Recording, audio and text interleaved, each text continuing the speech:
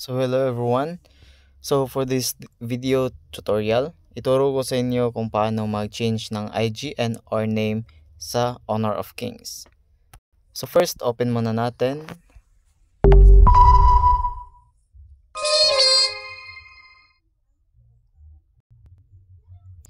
Antay lang.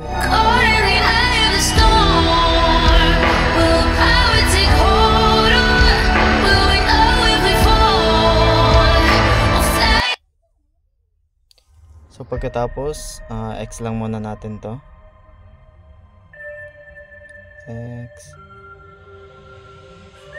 X lang muna lahat.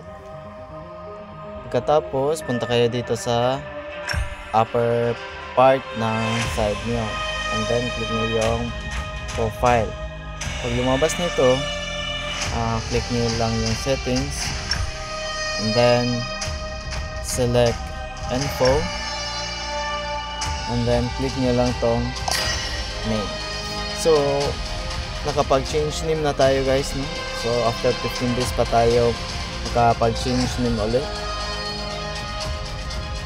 And then, kung gusto nyo palitan nyo yung gender, click nyo lang to. Tapos, pwede na kayong pumili. And then, birthday. Pwede nyo rin ilagay yung birthday nyo para pagkatapos nyong malagay yung gender at saka birthday, may reward kayo dito na part. So ayun, no, na-claim na natin yung set birthday at saka set gender. So yung set birthday, mayroon pa tayong 100 dayas and then isang gender frame naman sa set gender.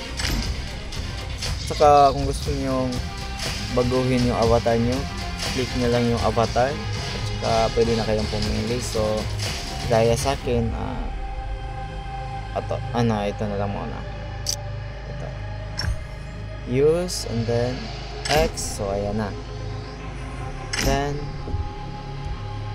so makikita niyo rin dito yung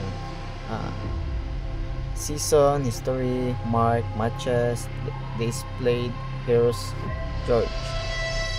So yun lamang po at maraming salamat sa panonood. Don't forget to subscribe to my channel. Thank you.